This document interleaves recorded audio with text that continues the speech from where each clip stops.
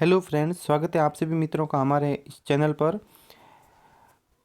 तो जो भी हमारे मित्र सेकंड ग्रेड, फर्स्ट ग्रेड और ग्राम सेवक, साथ ही साथ राजस्थान पुलिस की जो तैयारी कर रहे हैं, उनके लिए ये जो टॉपिक है वो बहुत ही इम्पोर्टेंट रहने वाला है, जो कि पंचायती राज और नगरीय स्वशासन। यूट्यूब पर अनेक ऐसे इस टॉपिक पर वीडियो बने हुए हैं, लेकिन कोई भी जो वीडियो है वो इसको कंप्लीट डिटेल के साथ एनालिसिस शायद ही करता होगा। ये जो टॉपिक है, हम इस पर कम से कम 4 से 5 घंटे की क्लास लेंगे। ठीक है, 4 से 5 घंटे की क्लास है वो इस चैनल पर मिलेगी। ये जो वीडियो होगा वो लगभग मेरे हिसाब से मैं कोशिश करूँगा कि 1 घंटे के आसपास ये बनाया जाए, ताकि इसमें डिटेल से बात कर सकें हम। इसमें केवल ये पॉइंट ही हम डिटेल से पढ़ेंगे, ये 4 टॉपिक, और फिर जो अनुच्छेद हैं वो हम अगले वीडियो में लेंगे। ठीक है, 73वां संविधान संशोधन जो 1992 में हुआ था, इसमें जो अनुच्छेद हैं वो हम अगले वीडियो में लेंगे। इसका एक कारण है कि अनुच्छेद एक तो स्थानीय जो ग्रामीण सरकार है उसके होते हैं, और फिर नगरीय भी अलग हैं। वो 74वें संविधान संशोधन के अंदर आएंगे, लेकिन हम अगले वीडियो में तो ये पढ़ेंगे। लेकिन आज की इस वीडियो में जो ये 4 टॉपिक हैं बहुत ही महत्वपूर्ण है। एक तो इसका इतिहास क्या रहा था, फिर अनेक समितियां जो केंद्र सरकार द्वारा और राज्य सरकार द्वारा गठित की गई थी, इन समितियों के बारे में भी पढ़ेंगे। इसके पीछे मेरी यही सोच है कि एक भी जो पॉइंट है वो मिस ना हो, चाहे छोटा हो या फिर बड़ा। डिटेल से एनालिसिस करेंगे, लिखवाएंगे कम, केवल आपको समझना है। तो अब बिना देर किए जो है वो शुरू करते हैं। अगर आप राजस्थान की कोई भी भर्ती की तैयारी कर रहे हैं तो ये टॉपिक हैं जो महत्वपूर्ण रहने वाला है। ठीक है, चलिए देखते हैं स्थानीय स्वशासन का इतिहास। अब देखिए, अगर इतिहास की बात करें तो इतिहास तो प्राचीन काल से भी अस्तित्व में रहा था। इसका प्राचीन काल से ही जो है लगातार राजा महाराजा के समय, चाहे मौर्य काल हो या फिर गुप्त काल, उसमें भी स्थानीय स्वशासन को तो महत्व दिया जाता था। लेकिन हम वहाँ इतने दूर तक नहीं जाएंगे, क्योंकि राजस्थान से जुड़े हुए हैं, तो राजस्थान से ही संबंधित बातें करेंगे ज़्यादा। फिर ये टॉपिक है वो अलग दिशा में चला जाएगा। इस हिसाब से हम अगर स्थानीय शासन के इतिहास की बात करें तो इसको सामान्यतः 2 भागों में बांटते हैं। एक तो है ब्रिटिश काल का, जो कि स्वतंत्रता से पूर्व माना जाता है, और फिर है आपके आज़ादी के बाद का, जो कि वर्तमान का माना जाता है। ठीक है, अब देखिए वर्तमान और ब्रिटिश काल, इनमें क्या क्या नए नए प्रयोग हुए थे, क्या क्या किस प्रकार से संगठन और इसकी नींव पड़ी थी, वो उसकी हम बात करेंगे। सबसे पहले हम ब्रिटिश काल की बात करते हैं। ठीक है, अगर ब्रिटिश काल की बात करें तो यहाँ पर थोड़ा सा मैं लिख देता हूँ। हाँ, अब देखिए ब्रिटिश काल की अगर बात करें तो जो इसका आरंभ है वो 1688 में माना जाता है। ब्रिटिश काल की, ये भारत की बात कर रहा हूँ, थोड़ी सी यहाँ पर मैं भारत के पहले बता देता हूँ, ताकि फिर हम धीरे धीरे करके राजस्थान की तरफ आएंगे। अब देखिए 1688 की घटना है। घटना क्या है कि मद्रास नगर निगम के गठन की घोषणा होती है। मद्रास नगर निगम के गठन की घोषणा होती है। वो तारीख होती है आपके 30 दिसंबर 1687। 30 दिसंबर 1687 को ये घोषणा होती है। ठीक है, 30 दिसंबर 1687 को ये घोषणा होती है कि जो मद्रास नगर निगम है इसकी स्थापना की जाएगी। लेकिन इसकी स्थापना वास्तविक जो तारीख होती है वो 29 सितंबर 1688 को रहती है। देखिए 1687 30 दिसंबर, ठीक है, इसको तो घोषणा होती है, लेकिन ये स्थापना जो है, इसका गठन है वो 29 सितंबर 1688 को हुआ। इस कारण से जो है वो 1688 में माना जाता है स्थानीय शासन का ब्रिटिश भारत में। ठीक है, अब जो आगे चलकर अगर राजस्थान की बात करें तो राजस्थान में 1864 का जो वर्ष रहता है वो काफ़ी महत्वपूर्ण रहता है, क्योंकि 1864 में ही जो माउंट आबू है आपका सिरोही में, माउंट आबू, ठीक है, माउंट आबू जो कि सिरोही में है, वहाँ पर प्रथम नगर पालिका की स्थापना की गई, प्रथम नगर पालिका की स्थापना की गई। तो ये आप बात ध्यान रखिए कि राजस्थान की प्रथम नगर पालिका कौन सी थी, तो ये आपके माउंट आबू। और इसकी स्थापना कब हुई, तो ये 1864 में हुई थी। अब फिर 1864 से आगे बढ़कर 6 साल बाद यानी कि 1870 में क्या होता है कि स्थानीय शासन के विकास हेतु लॉर्ड मेयो, जो कि उस समय एक अंग्रेज अधिकारी थे, लॉर्ड मेयो गवर्नर जनरल थे, लॉर्ड मेयो ने विकेंद्रीकरण का प्रस्ताव दिया। अब देखिए, ये सिर्फ इन्होंने प्रस्ताव दिया था, लेकिन जो स्थानीय स्वशासन का जनक है वो लॉर्ड रिपन को माना जाता है। लॉर्ड रिपन को तो स्थानीय स्वशासन का जनक माना जाता है। इनके पीछे एक कारण है, क्योंकि इन्होंने जिला बोर्ड, एक तो जिला बोर्ड, आप केवल यहाँ पर समझते जाइए, लिखना कुछ नहीं है। आप इस वीडियो को एक बार आप समझे, फिर अगले वीडियो में अगर आप इसको रिपीट करेंगे, दूसरी बार देखकर आप लिख लेना, ठीक है। इसमें आपको स्टोरी टाइप पूरी की पूरी जो घटनाक्रम है वो बिल्कुल आपके समझ में आ जाएगा, ठीक है। मेरी ये कोशिश रहेगी। जिला बोर्ड और ग्राम पंचायत, जिला बोर्ड ये लॉर्ड रिपन साहब हैं, इन्होंने जिला बोर्ड, ग्राम पंचायत, न्याय पंचायत का गठन किया था, ठीक है। इन्होंने इन सब संस्थाओं का गठन किया, इस कारण से इनको जो है वो स्थानीय स्वशासन का जनक माना जाता है, ठीक है। और साथ ही साथ इन्होंने एक प्रस्ताव भी तैयार किया था इन संस्थाओं के लिए। उस प्रस्ताव को जो है वो स्थानीय स्वशासन का मैग्ना कार्टा कहा जाता है। स्थानीय स्वशासन का मैग्ना कार्टा, स्थानीय स्वशासन का मैग्ना कार्टा कहते हैं, ठीक है। मैग्ना कार्टा किस प्रस्ताव को, स्थानीय स्वशासन के प्रस्ताव को स्थानीय स्वशासन का मैग्ना कार्टा कहा जाता है। ये प्रस्ताव लॉर्ड रिपन ने तैयार किया था। अब देखिए आगे, अगर आगे चलकर बात करें, उसके बाद में धीरे धीरे क्या हुआ, तो उसके बाद में जो 1919 है, 1919 इसमें मॉन्टेग्यू चेम्सफोर्ड अधिनियम एक आया था। मॉन्टेग्यू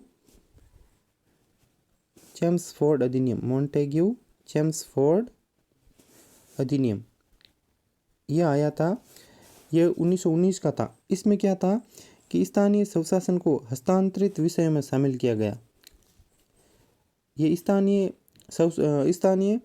स्वशासन से जुड़े विषय थे, इनको अब हस्तांतरित विषयों की सूची में शामिल किया गया। उसके बाद में 1928 में आपकी जो बीकानेर रियासत है, बीकानेर रियासत 1928 में बीकानेर रियासत में सबसे पहले ग्राम पंचायत अधिनियम बनाया गया था। इस बीकानेर में आपके ग्राम पंचायत अधिनियम बनाया गया था, ग्राम पंचायत अधिनियम। तो ये यहाँ पर एक महत्वपूर्ण और प्रश्न बन रहा है कि सबसे पहले राजस्थान में ग्राम पंचायत अधिनियम किस रियासत ने बनाया था, तो ये बीकानेर ने। ये कब बनाया था, 1928 में। अब उसके बाद में 1935 का अधिनियम आता है। और एक मिनट में यहाँ पर और बताना चाहूँगा 2-3 फैक्ट। एक उसके बाद में सबसे पहले बीकानेर के बाद में अगर अगली रियासत थी तो वो थी जयपुर। जयपुर ने भी इसी प्रकार का जो ग्राम पंचायत अधिनियम है वो बनाया था। उसके बाद में सिरोही, उसके बाद में भरतपुर, उसके बाद में करौली। ये 4-5 जो रियासतें थी, इन्होंने इस क्षेत्र में काफ़ी विकास करने का प्रयास किया, आगे बढ़ने का प्रयास किया। फिर आपका जो 1935 का अधिनियम है, जो कि भारत शासन अधिनियम के नाम से जाना जाता है, आप सभी को पता ही होगा। इसमें क्या है कि स्थानीय स्वशासन को राज्य सूची में डाला गया। राज्य सूची, पहले तो हस्तांतरित जो करके सूची होती थी पहले, अब वर्तमान में तो नहीं है। वर्तमान में तो 3 प्रकार की सूचियाँ हैं, संघ सूची, समवर्ती सूची और राज्य सूची। तो ये जो 1935 का अधिनियम है, इसमें राज्य सूची में डाल दिया गया, ठीक है। यानी कि इस पर कानून है, वो राज्य बना सकते थे। और उसके बाद में महात्मा गांधी जी है, इन्होंने एक एक इनकी पुस्तक है, my picture of free India, ये करके एक पुस्तक है। इसमें इन्होंने ग्राम स्वराज्य की संकल्पना की थी। ये फर्स्ट ग्रेड के लिए इम्पोर्टेंट है, ये जो पॉइंट है, फर्स्ट ग्रेड सेकंड ग्रेड इसके लिए काफ़ी लेवल का प्रश्न है यहाँ पर। किस पुस्तक में जो महात्मा गांधी जी ने वो ग्राम स्वराज्य की संकल्पना की थी, तो ये my picture of free India. ठीक है, इनका मानना था कि अगर भारत को वास्तविक अर्थों में आज़ाद करना है तो फिर आपको जो है वो सरकार गाँव के हाथों में सौंपनी होगी, गाँव की जनता के हाथों में जो है वो सरकार सौंपनी पड़ेगी, ये गांधी जी का मानना था। अब अगर वर्तमान की बात करें, वर्तमान में जो पंचायती राज है वो आपका राज्य सूची का विषय है। ठीक है, राज्य सूची का विषय, इसीलिए जो सरपंच वगैरह के चुनाव होते हैं वो राज्य सरकार ही इसकी अधिसूचना जारी करती है। ये तो जो भी हमने घटनाक्रम पढ़ा ये था स्वतंत्रता से पहले का। अब स्वतंत्रता के बाद की बात करते हैं। इसमें अब जो अगला सब टॉपिक रहेगा, इसमें स्वतंत्रता के बाद में क्या क्या घटनाक्रम घटा था, आइए देखते हैं।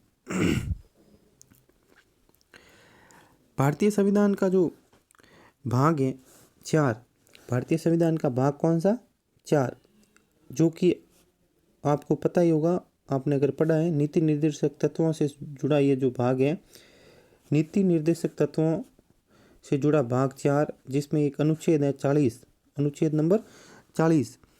इसमें ग्राम पंचायत की व्यवस्था करने का जो है वो जिक्र किया गया है, ग्राम पंचायत का उल्लेख इस अनुच्छेद 40 में किया गया है।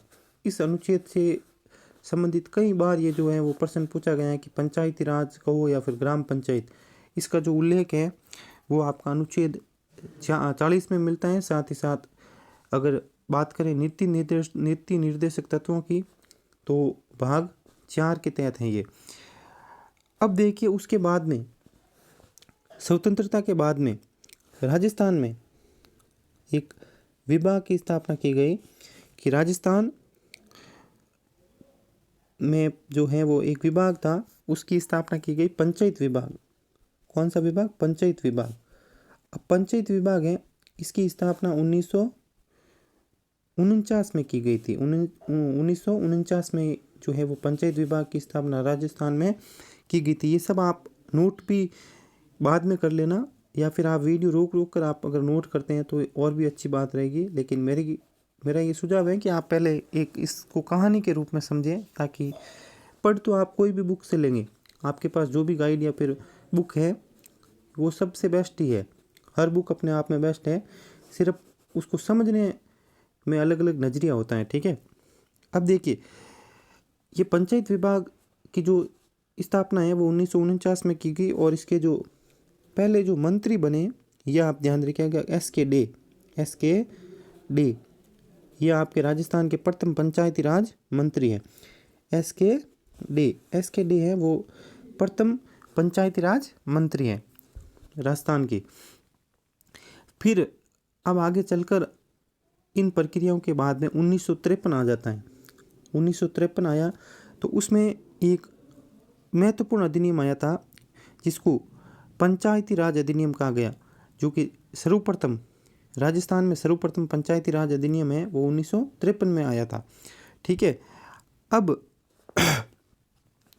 इस 1953 से पहले भारत सरकार भी अपने स्तर पर लगातार प्रयास कर रही थी, और उसी दौरान 2 अक्टूबर 1952, आपको 2 अक्टूबर 1952 आपने ठीक सुना है, 1959 है वो अलग आएगा आगे, उसके बाद में उसको बाद में पढ़ेंगे। ये पहले की घटना है जो कि अभी इसकी पृष्ठभूमि है वो तैयार हो रही है। ठीक है, 2 अक्टूबर 1952, इसमें क्या है कि पंडित जवाहरलाल जी नेहरू एक कार्यक्रम चलाया इन्होंने, सामुदायिक विकास कार्यक्रम। कौन सा कार्यक्रम, सामुदायिक विकास कार्यक्रम। इस विकास कार्यक्रम का जो मुख्य उद्देश्य था वो ये था कि अधिक से अधिक जो है वो सरकारी मशीनरी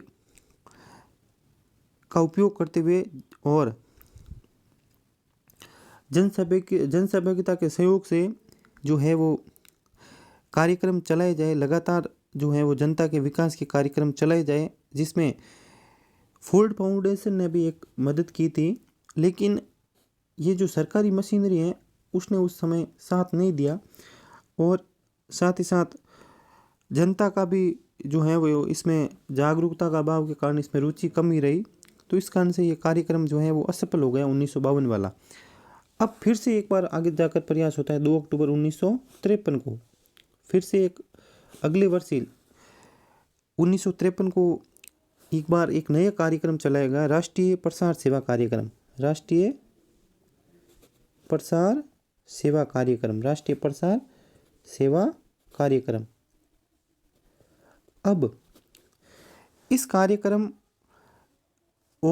कार्यक्रम यानी कि सामुदायिक विकास कार्यक्रम और राष्ट्रीय प्रसार सेवा कार्यक्रम, इन दोनों का उद्देश्य वही था, यानी कि जनता का अधिक से अधिक कल्याण करें और किस प्रकार से गाँव में सरकार की स्थापना हो, गांव के लोग इसके भागीदार बने। लेकिन ये कार्यक्रम भी है वो ठीक इसी की तरह असफल रहा और इस प्रकार से ये दोनों कार्यक्रम असफल हो गए। उस समय कुछ वर्षों के लिए फिर जो है वो पंचायती राज के गठन पर ब्रेक लग गया। अब बात जो है वो आगे बढ़ती है। अब कुछ समितियों की घोषणा करती है केंद्र सरकार, ठीक है। स्थानीय स्वशासन से जुड़ी जो विभिन्न पहलू हैं उनके लिए केंद्र सरकार कुछ समितियों की घोषणा करती है। एक एक समिति को अब हम पढ़ेंगे कि किस समिति ने किस प्रकार के सुझाव दिए थे और किन किन सुझावों को जो है वो सरकार ने लागू किया, साथ ही साथ कब इसकी घोषणा हुई, कब इसका गठन हुआ, ये भी हम देखेंगे। और उसके बाद में राज्य सरकार ने भी कुछ अपनी तरफ से जो है वो समितियों की घोषणा की थी।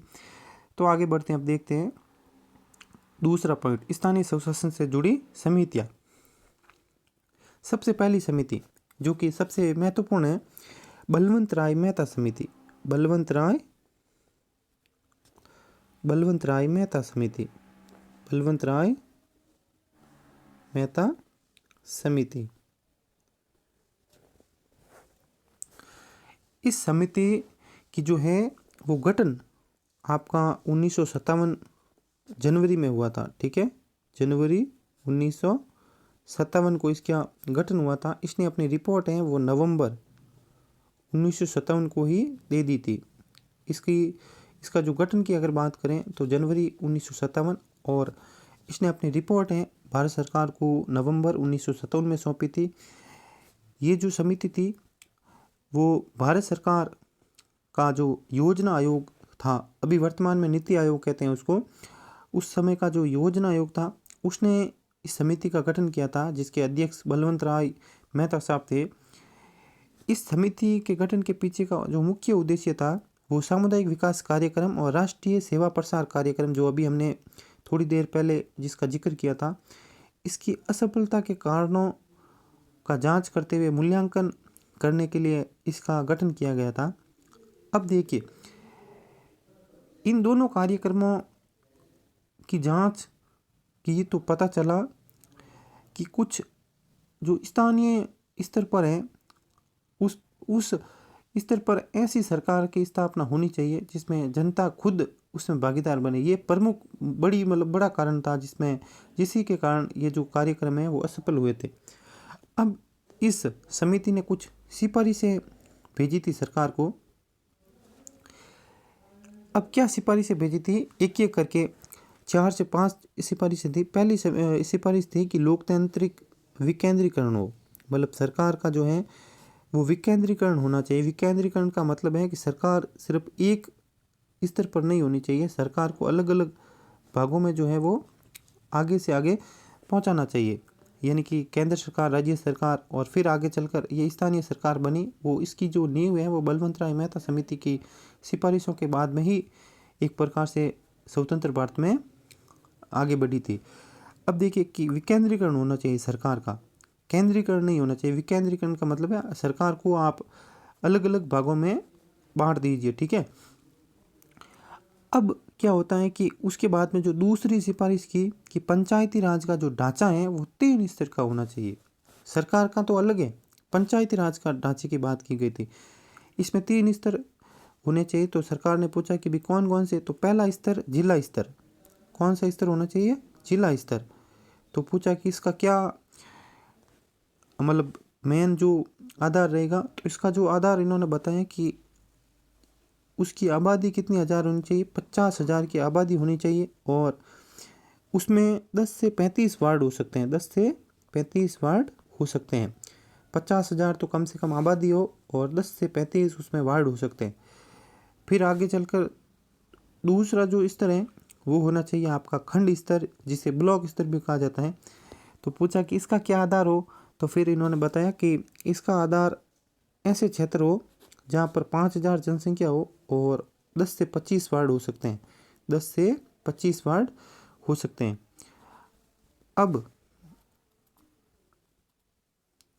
अब उसके बाद में क्या है कि जो तीसरा स्तर है वो ग्राम स्तर पर हो, तीसरा जो है वो ग्राम स्तर पर होना चाहिए।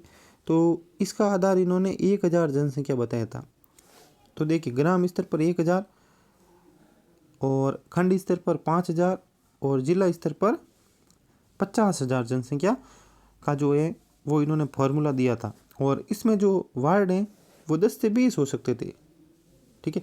इसमें वार्ड 10 से 20, इसमें वार्ड 10 से 25 और इसमें 10 से 35, यानी कि लगातार 10-10 बढ़ते जा रहे हैं, ठीक है।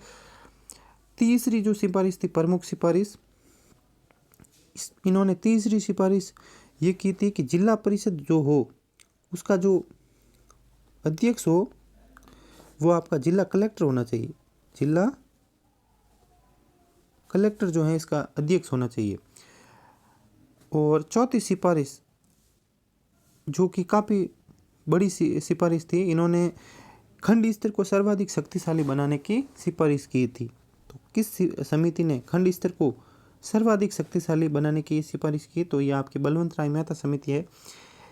इसके साथ ही साथ इन्होंने ये भी कहा था कि ऐसा राज्य जिसकी जनसंख्या 20 लाख से कम हो वहाँ पर पंचायती राज का जो ढांचा है वो द्विस्तरीय हो सकता है। जरूरी नहीं है कि हर राज्य में जनसंख्या अधिक ही अधिक हो। तो इन्होंने ये भी कहा था कि अगर जिन जिन राज्यों की जनसंख्या 20 लाख या 20 लाख से कम हो तो वहाँ पर त्रिस्तरीय ढांचा ना होकर द्विस्तरीय ढांचा भी हो सकता है, कोई इसमें जो है वो परेशानी नहीं हो। अब लोकतांत्रिक विकेंद्रीकरण का, इन सब घटनाओं के बाद में लोकतांत्रिक विकेंद्रीकरण का जो जनक है उसकी उपाधि इनको दे दी गई। किनको? बलवंत राय मेहता को। और साथ ही साथ इनको पंचायती राज व्यवस्था का शिल्पी भी माना गया, ठीक है। पंचायती राज व्यवस्था का शिल्पी या वास्तुकार बलवंत राय मेहता जी, और लोकतांत्रिक विकेंद्रीकरण का जो जनक है वो भी बलवंत राय मेहता को, क्योंकि इन्होंने काफ़ी जो सुझाव दिए थे उनको, उन सुझावों के बाद में ही जो है वो केंद्र सरकार ने और अधिक बड़े बड़े प्रयास करने शुरू किए। और ये जो समिति थी ये प्रथम समिति थी पंचायती राज की घटनाओं से जुड़ी हुई, ठीक है। अब इसके बाद में इस समिति की रिपोर्ट 1957 के नवंबर महीने में मिल गई। तो 2 अक्टूबर 1959 को राजस्थान का नागौर जिला इसका ऐतिहासिक गवाह बना, राजस्थान का नागौर जिला। और नागौर जिले में भी एक गांव है बगदड़ी, ठीक है। कुछ पुस्तकों में बगदड़ी लिखा आता है तो कुछ में बगदड़ी लिखा आता है। तो बगदड़ी गांव था, ये 2 अक्टूबर 1959 का दिन था और राजस्थान का नागौर जिले का बगदड़ी गांव ये ऐतिहासिक स्थल बना। और इस स्थान से भारत में बलवंत राय मेहता की समिति की सिफारिशों को लागू करते हुए 2 अक्टूबर 1959 को जो है आपके पंचायती राज व्यवस्था की जो है वो शुरुआत हो गई, ठीक है। पंचायती राज व्यवस्था की शुरुआत हो गई। और उस समय हमारे राजस्थान में जो मुख्यमंत्री थे वो श्रीमान मोहनलाल जी सुखाड़िया थे, मोहनलाल जी सुखाड़िया।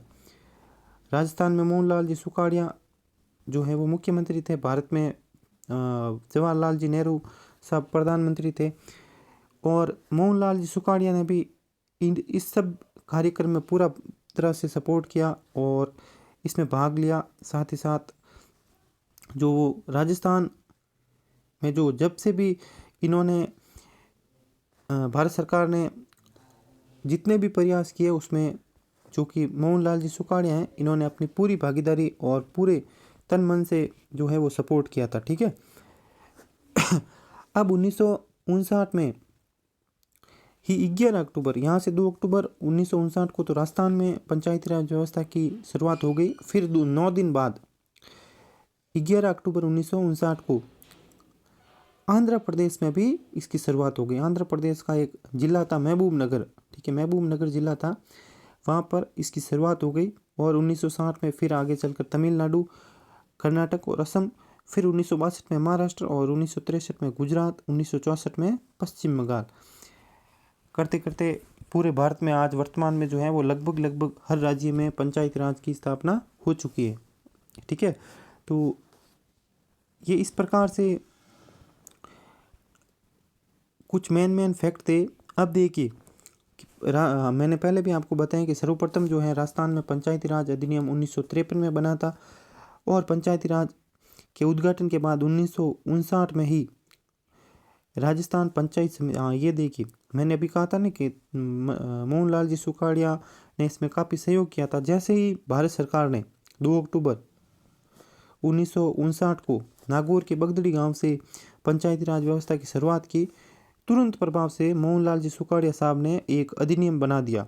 उस अधिनियम का नाम था, देखिए 2 अक्टूबर 1959, यानी कि लगभग 2 महीने इस 1959 के बचे थे, और 2 महीने में ही इन्होंने एक अधिनियम पारित कर दिया था। उस अधिनियम का नाम था राजस्थान पंचायत समिति और जिला परिषद अधिनियम 1959। इन्होंने ये जो है वो अधिनियम पारित किया तुरंत प्रभाव से 2 अक्टूबर 1959 के कुछ ही दिन बाद, ठीक है।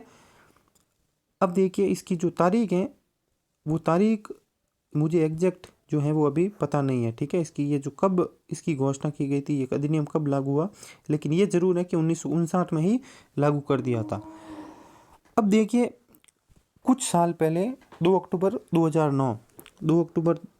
2009 को जो है वो इसके पंचायती राज की स्थापना के 50 वर्ष पूरे हो गए थे, और इस 50 वर्ष पूरा होने के बाद में जो है इसका स्वर्ण जयंती समारोह मनाया गया राजस्थान में ही, जिसमें सोनिया गांधी जी 2009 में, चूँकि कांग्रेस की सरकार थी अशोक गहलोत साहब की, तो यहाँ पर सोनिया गांधी जी ने इसमें भाग लिया था और इन्होंने इसकी अध्यक्षता की थी। उसके बाद में एक विभाग भी खोला गया हमारे राजस्थान के जयपुर शहर में। उस विभाग का नाम है पंचायती राज संस्थान खोला गया था, पंचायती राज संस्थान, विभाग बोला गया मेरे से, हाँ, पंचायती राज संस्थान, ये जो है आपका जयपुर जिले में स्थित है, ठीक है। अब 1971 में फिर आगे चलकर विशिष्ट योजना संगठन की भी स्थापना होती है, और उसको अब जो वर्तमान में है ग्रामीण विकास और पंचायती राज विभाग जो है इसका नाम है ग्रामीण विकास और पंचायती राज, ठीक है। इसकी स्थापना है, अगर पूछे आपको कि ग्रामीण विकास और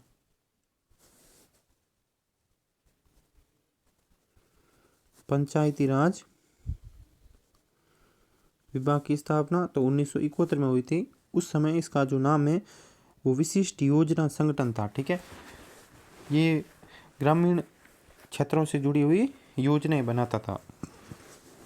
उसके बाद में अगर बात करें तो फिर अब देखिए 1965 आते आते भारत सरकार ने 2 अक्टूबर 1959 को ये पंचायती राज संस्थाओं की स्थापना तो कर दी, लेकिन 1965 में आते आते अब ये व्यवस्था पूरी तरह से चरमराने लगी और फिर इसका पतन होने लगा, क्योंकि इसके कुछ कारण थे। प्रमुख कारण की अगर चर्चा करें तो पहला कारण था धन की कमी। सरकार के पास उतना धन नहीं था जितना इन चुनावों में खर्च होता था उसकी व्यवस्था के लिए, पहला तो ये कारण हो गया। दूसरा कारण था राजनीतिक इच्छा शक्ति की कमी, राजनीतिक इच्छा शक्ति की कमी। फिर आपका जो है सरकार में आंतरिक मतभेद, कुछ कहते थे कि पंचायती राज व्यवस्था ठीक है, कुछ कहते थे नहीं है, इस प्रकार से आंतरिक मतभेद भी इसका एक बड़ा कारण था। उसके बाद में नियमित चुनाव प्रणाली जो है वो इसके लिए कोई प्रयास नहीं हो रहे थे। नियमित चुनाव के लिए जो है वो राजस्थान सरकार या फिर भारत सरकार कुछ भी प्रयास नहीं कर रही थी। और उसके बाद में जो है कहते हैं कि उस समय अधिकारों का विकेंद्रीकरण तो बहुत ही कम हुआ था, केवल कागजी दिखावा अधिक हो रहा था उस समय। तो उस हिसाब से ये 4-5 बड़े बड़े कारण थे। एक तो धन की कमी, राजनीतिक इच्छा शक्ति की कमी, आंतरिक मतभेद और नियमित चुनाव, और फिर आपके जो है वो अधिकारों का विकेंद्रीकरण बहुत ही कम स्तर पर हो रहा था। तो इन सबके बाद में 1965 में ये घटनाक्रम है वो घट रहा था। अब उसके बाद में फिर आगे चलकर ये प्रक्रिया काफ़ी सालों तक चलती रही। अब जो है केंद्र में सरकार बदलती है। केंद्र में सरकार अब कांग्रेस की ना होकर जनता पार्टी की सरकार आ जाती है। जनता पार्टी की सरकार आपके आ जाती है। जनता पार्टी की सरकार आती है तो इन्होंने आते ही एक समिति का गठन करने की घोषणा की। उस समिति का नाम था अशोक मेहता समिति। अशोक मेहता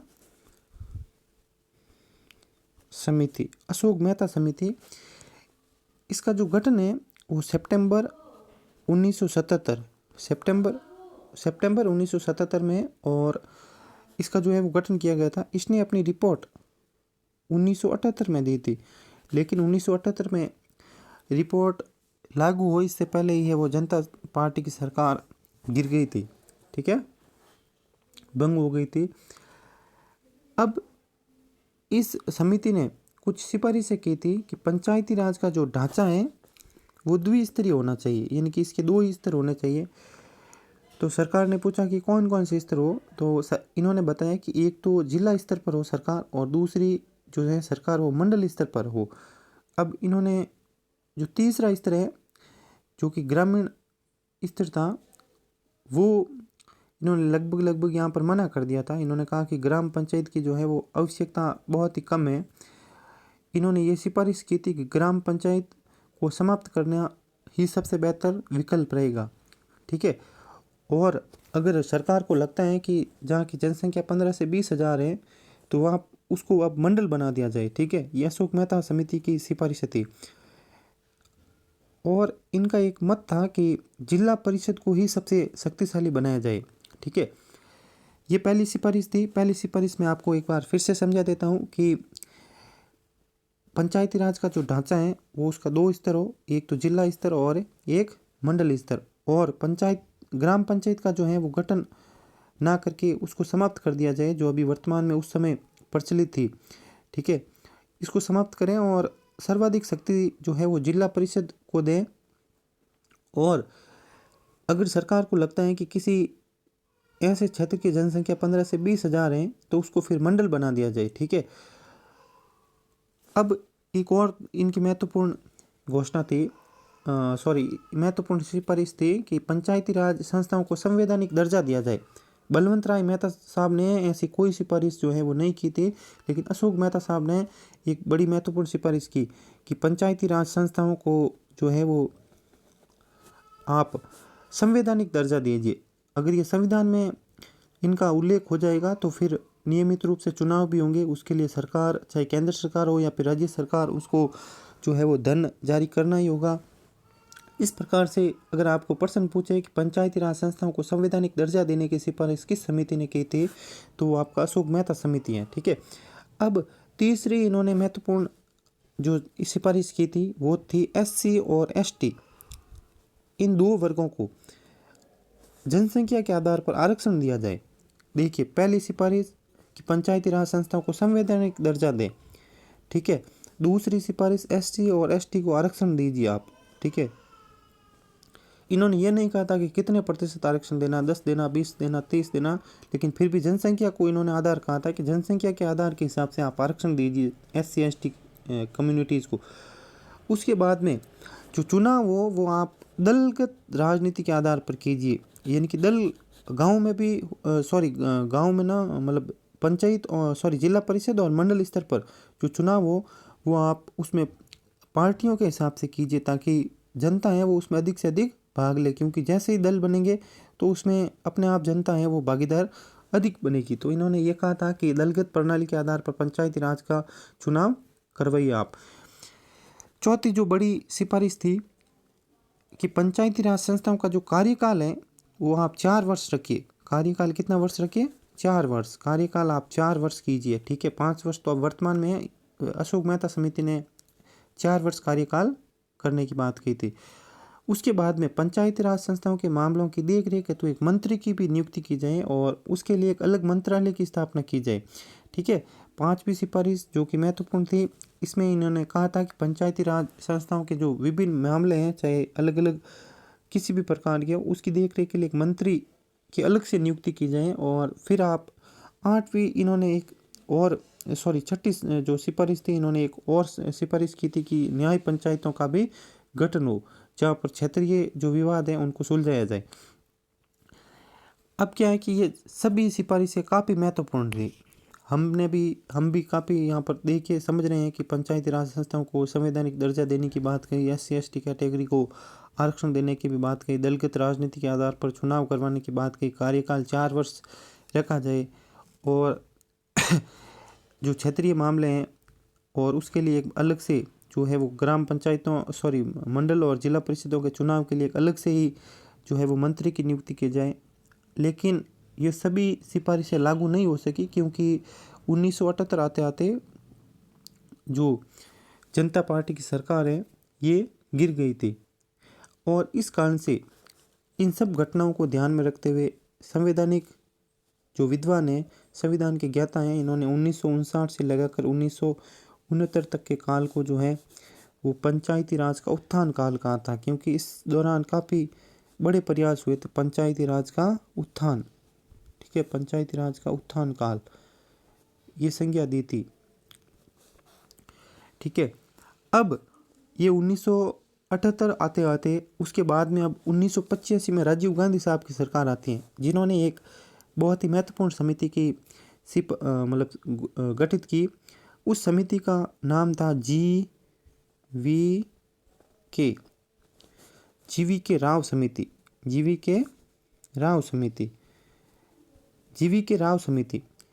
इस समिति का जो है वो गठन राजीव गांधी सरकार ने 1985 में किया था। अब ये 1985 में इसका गठन किया गया। ये भी योजना आयोग द्वारा ही ग्रामीण विकास और निर्धनता उन्मूलन कार्यक्रम से संबंधित प्रशासनिक ढांचे की समीक्षा हेतु गठित की गई थी। अब इस समिति ने भी महत्वपूर्ण सिफारिशें की थी। इसने कहा कि साहब ऐसा है कि पंचायती राज का ढांचा है वो 4 स्तर का होना चाहिए। पहले बलवंत राय मेहता साहब ने 3 स्तर का बताया, फिर अशोक मेहता साहब ने 2 का बताया। अब ये राव साहब आए, इन्होंने कहा कि नहीं 4 स्तर का होना चाहिए। तो सरकार ने पूछा कि भाई अब एक जो स्तर है आपने किस प्रकार से बढ़ाया है? तो इन्होंने कहा कि राज्य स्तर पर, एक तो जो कि राज्य स्तर पर मैं आपको समझाऊंगा यहाँ पर थोड़ी देर बाद। एक तो राज्य स्तर पर आप केवल सुनिए अभी, राज्य स्तर पर, दूसरा जिला स्तर पर, ठीक है, तीसरा खंड स्तर पर, ठीक है, और चौथा ग्राम स्तर पर। तो इसमें आप देख रहे हैं कि जो ये राज्य स्तर वाला है ये एक्स्ट्रा इन्होंने जोड़ा था, ठीक है। ये तो पहले थे, जिला स्तर पर था, खंड स्तर पर भी था, ग्राम स्तर पर था। बलवंत राय मेहता साहब की समिति की सिफारिश में ये शामिल था। अशोक मेहता साहब ने इसको हटाया था, ठीक है। अब राज्य स्तर पर सरकार ने पूछा कि राज्य स्तर पर तो राज्य सरकार है पहले से ही, तो इन्होंने कहा नहीं राज्य स्तर पर राज्य सरकार तो है, लेकिन आप राज्य परिषद का गठन कीजिए। राज्य परिषद, जिस प्रकार से जिला परिषद होती है उसी प्रकार से राज्य परिषद, और जिले में जिला परिषद, खंड स्तर पर यानी कि ब्लॉक स्तर पर आप पंचायत समिति का गठन करें, ठीक है, पंचायत समिति का, और ग्राम स्तर पर आप ग्राम पंचायत का गठन करें। तो ये 4 स्तर इन्होंने बताए। इस समिति ने खंड स्तर को, जो कि ये तीसरा स्तर था, इन्होंने कहा कि खंड स्तर को आप हैं वो सबसे अधिक शक्ति दीजिए, शक्तिशाली बनाइए इसको। फिर इन्होंने कुछ और सिफारिशें की थी। दूसरी सिफारिश ये थी कि जिला स्तर पर जिला विकास आयुक्त पद का सृजन कीजिए। जिला स्तर पर जिला विकास आयुक्त, जिला विकास आयुक्त पद का आप सृजन कीजिए, एक नया पद बनाइए। और इसके बाद में इसने इसने भी आरक्षण की बात कही थी। इस समिति ने कहा था कि आप SC ST OBC, उस समय OBC वैसे जो है वो उसको पिछड़ा वर्ग कहा जाता था उस समय, पिछड़ा वर्ग। और फिर आपको जो है वो महिलाएं, ठीक है, वुमेन, इनको पर्याप्त प्रतिनिधित्व दीजिए आप। यानी कि इन्होंने भी आरक्षण शब्द को तो सीधा यूज नहीं लिया था, इन्होंने कहा था कि SC ST और पिछड़ा वर्ग, OBC यहाँ पर मैं हटा देता हूँ, पिछड़ा वर्ग, ठीक है, जो इन्होंने यूज लिया था वही मैं आपको बता रहा हूँ। और महिलाएं, इन्होंने कहा था कि आप क्या कीजिए कि SC ST और पिछड़ा वर्ग और महिलाएं, इनको आप पर्याप्त प्रतिनिधित्व देने का प्रयास कीजिए, हो सके ज़्यादा से ज़्यादा। और इन्होंने एक जो चौथी सिफारिश की थी कि आप नियमित चुनाव करवाइए, जो भी आप 4 साल 5 साल तय करें वो। लेकिन इन्होंने अपनी सिफारिश में इन्होंने कहा था कि 5 वर्ष का कार्यकाल हो, ठीक है, कार्यकाल 5 वर्ष हो, और 5 वर्ष के बाद में आप नियमित रूप से चुनाव करवाइए, ठीक है। अब इन सब घटनाओं के बाद में क्या है कि इस समिति को क्या कहा गया था, बिना जड़ की घास। इस समिति ने, जो इस समिति है यानी कि GV राव समिति, इन्होंने पंचायती राज संस्थाओं को एक उपाधि दी थी, यह आप ध्यान रखिएगा, पंचायती राज संस्थाओं को एक बड़ी उपाधि दी थी जो आज भी काफ़ी चर्चा में रहती है। इन्होंने कहा था इस पंचायती राज संस्थाओं को कि बिना ये जड़ की घास है, बिना जड़ की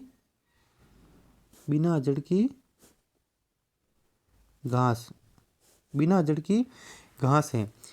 यानी कि इनका एक प्रकार से ये एक कटाक्ष था कि आप इनको कितना भी पानी पिलाइए, पानी जो है वो ऊपर तक तो पहुंचेगा नहीं, यानी कि घास तक पहुंचेगा नहीं, घास की जो पत्तियां होती हैं वहां तक पानी पहुंचेगा नहीं, क्योंकि इनकी जड़ ही नहीं है।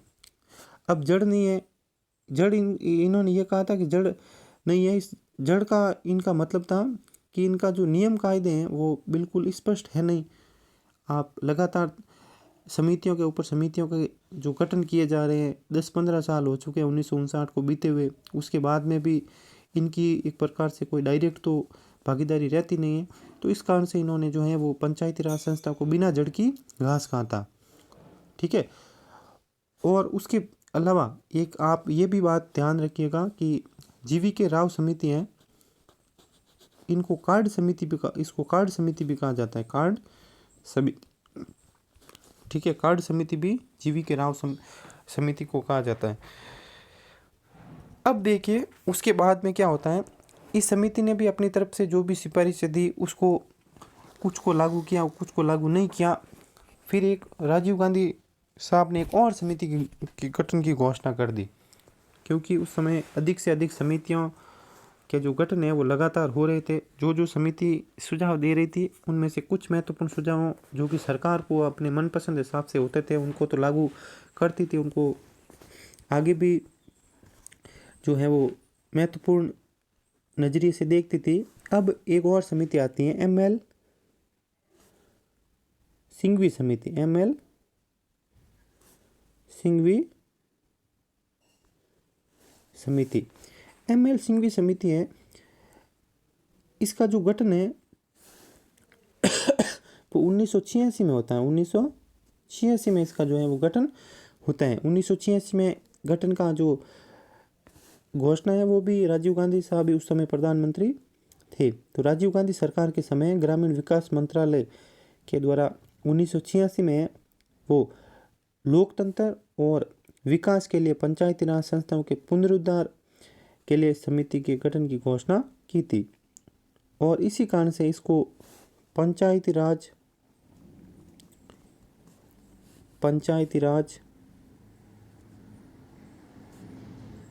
पुनरुद्धार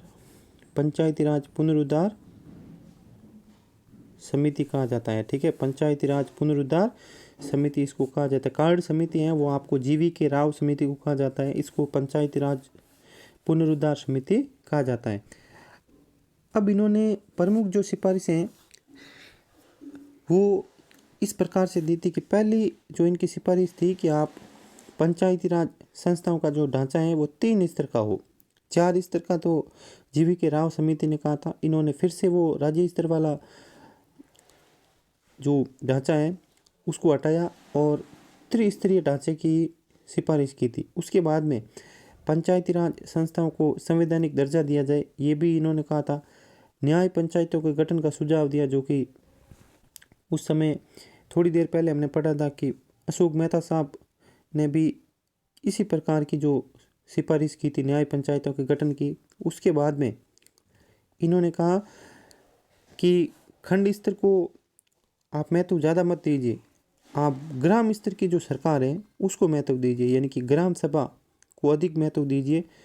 ये इन्होंने कहा था, किन्होंने? ML सिंघवी समिति ने। और ग्राम सभा को प्रत्यक्ष लोकतंत्र की इन्होंने ही मूर्ति कहा था। ग्राम सभा को प्रत्यक्ष लोकतंत्र की मूर्ति, प्रत्यक्ष लोकतंत्र की मूर्ति, प्रत्यक्ष लोकतंत्र की मूर्ति, ग्राम सभा को प्रत्यक्ष लोकतंत्र की मूर्ति है, वो ML सिंघवी समिति ने कहा था। इन्होंने एक महत्वपूर्ण यहाँ पर बात कही कि आप राज्य वित्त आयोग की स्थापना कीजिए, राज्य वित्त आयोग की स्थापना कीजिए आप, ठीक है। राज्य वित्त आयोग की स्थापना की जो सिफारिश हैं वो ML सिंघवी समिति की सिफारिशों के आधार पर आगे चलकर होती भी है। राज्य वित्त आयोग की जो है वो स्थापना, इन्होंने पंचायती राज मामलों को हल करने के लिए एक संगठन या जो विभाग है उसको बनाने की सिफारिश की थी। अब जो इन्होंने एक और महत्वपूर्ण बात कही कि पंचायती राज के चुनाव है वो राजनीतिक दल की इसमें भागीदारी ना हो, केवल जनता की भागीदारी हो, और जनता उसमें किसी भी दल का जो है वो दल का साथ ना ले, दल में ना जाए और अपने अपने हिसाब से, यानी कि एक प्रकार से निर्विरोध ही चुनाव लड़ें, ये ML सिंघवी साहब ने कहा था। और इसका जो नियमित है चुनाव वो साथ ही साथ स्वतंत्र और निष्पक्ष चुनाव प्रक्रिया को अपनाने की सिफारिश की थी। इन्होंने ये भी कहा था कि पंचायती राज संस्थाओं को, पंचायती राज संस्थाओं को टैक्स लगाने का अधिकार दिया जाए, पंचायती राज संस्थाओं को टैक्स लगाने का जो है वो अधिकार दिया जाए। तो ये प्रमुख सिफारिशें थी ML सिंघवी साहब की। अब ML सिंघवी साहब के बारे में आपको थोड़ा बहुत बता देता हूँ। ML सिंघवी साहब का पूरा नाम था लक्ष्मीमल सिंघवी। क्या नाम था? लक्ष्मीमल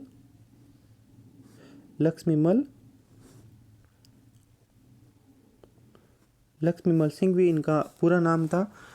ये जोधपुर के रहने वाले थे हमारे।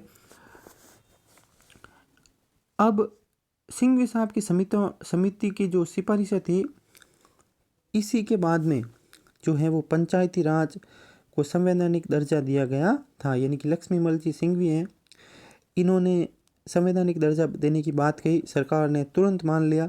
और उसके बाद में 73वां संविधान संशोधन जो अधिनियम है वो 1992 में पारित कर दिया गया, जो कि 24 अप्रैल 1993 से लागू हुआ था। 24 अप्रैल 1993 से, ठीक है, 24 अप्रैल 1993 को लागू हुआ था।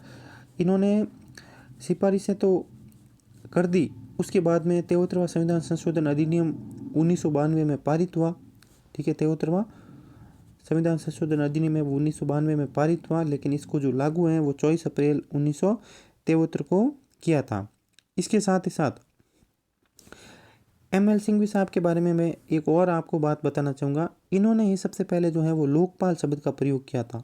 ये भी आप फैक्ट याद रखें, मुझे याद आ गया तो मैंने आपको बता दिया। लोकपाल शब्द का सबसे पहले अगर प्रयोग किसी ने किया है तो वो लक्ष्मीमल जी सिंघवी साहब थे। ये जोधपुर के रहने वाले थे। इन्हीं की सिफारिशों के आधार पर पंचायती राज को संवैधानिक दर्जा दिया गया था।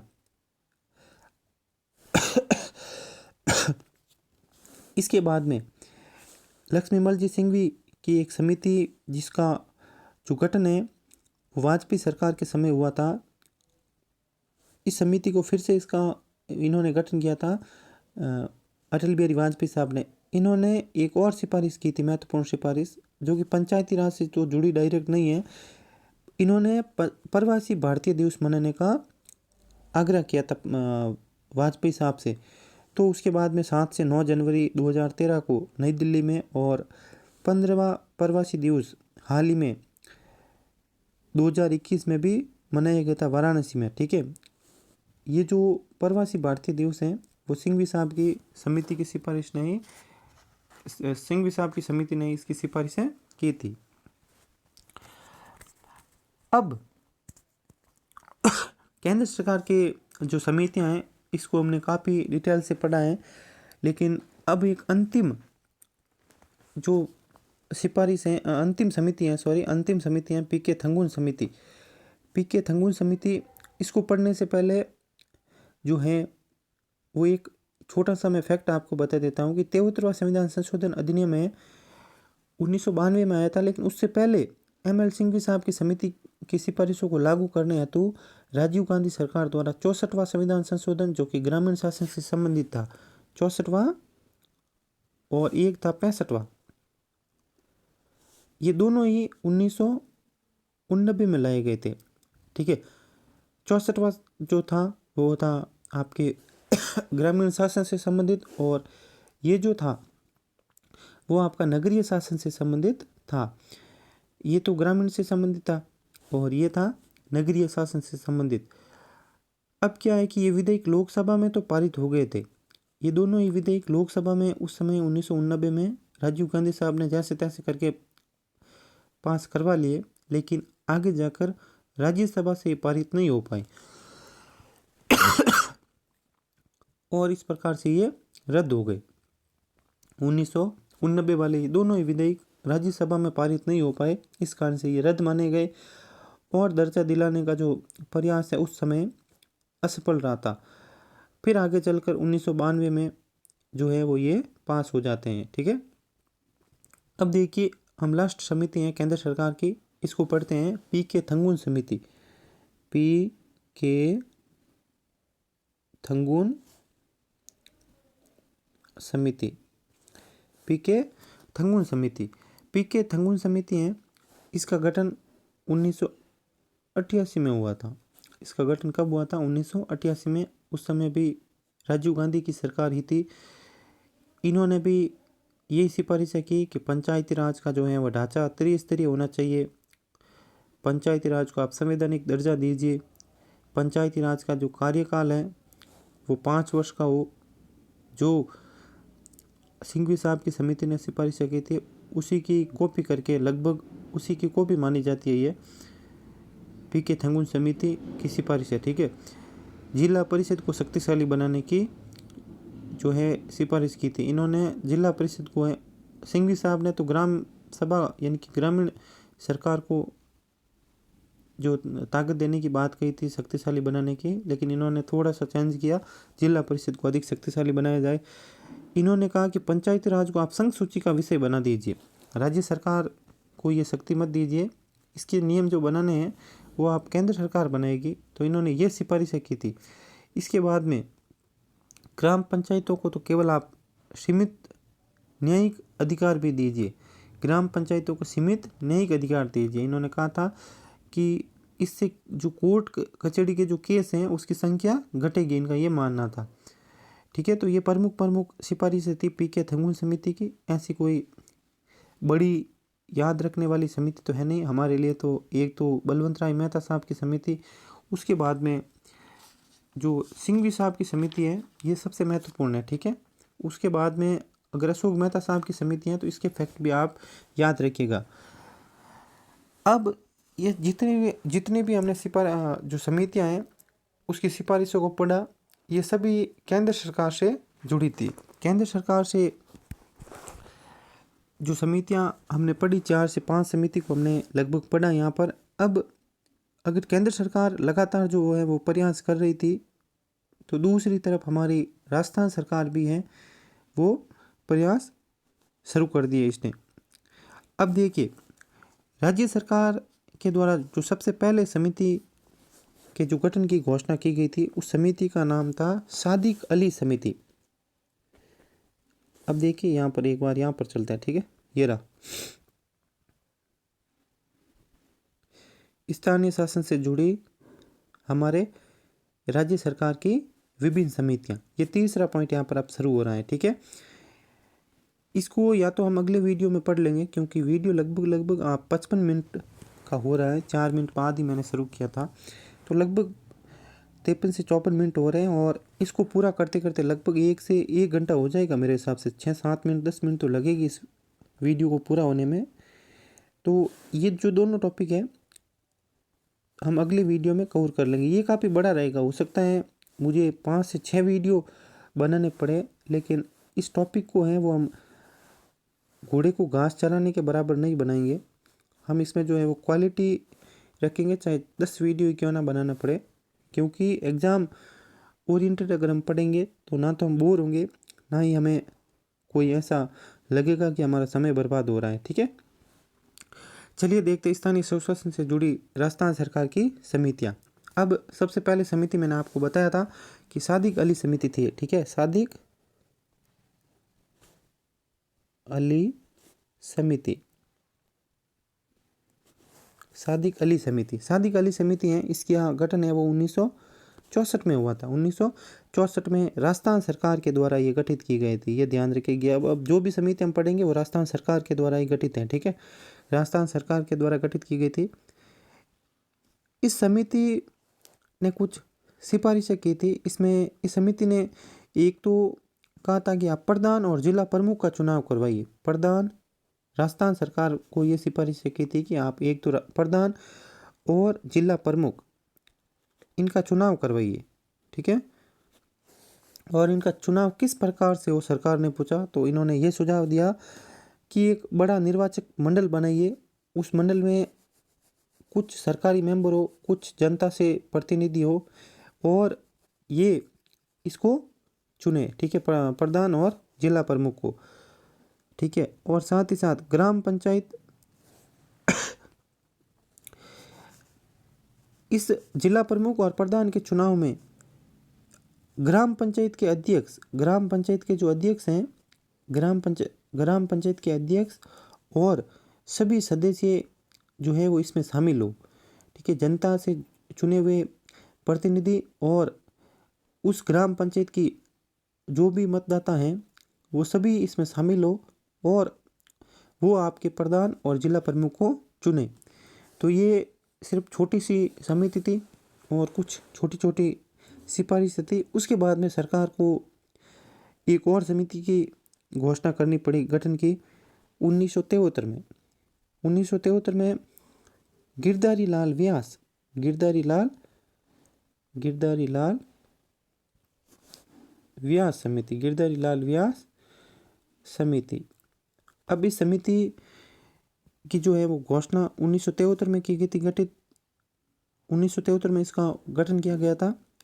इस समिति ने ग्राम सेवक, ये देखिए, इस समिति ने यह कहा था कि एक पद का जो है वो सृजन कीजिए आप।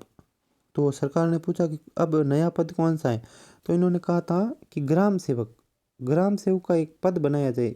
1973 की ये घटनाक्रम है। ठीक है, 1973 में अभी वर्तमान में भर्ती भी आ रखी है। हो सकता है इस वीडियो में आप ग्राम सेवक की भी तैयारी करने वाले साथी हो, तो ग्राम सेवक की पद है वो 1973 में गिरधारी लाल व्यास समिति की सिफारिशों के आधार पर जो है इसका सृजन किया गया था। तो पूछा कि और कोई सिफारिश अगर आपकी है तो बताइए। तो इन्होंने एक और सिफारिश की कि पंचायती राज संस्थाओं को जो है वो पर्याप्त धन दिया जाए, पर्याप्त वित्तीय संसाधन दिया जाए। ठीक है, तो ये मेन यही था, ये पॉइंट महत्वपूर्ण है। ग्राम सेवक या फिर ग्राम विकास अधिकारी का जो है वो पद किस समिति की सिफारिश के आधार पर सर्जित किया गया था, तो गिरधारी लाल जी व्यास समिति।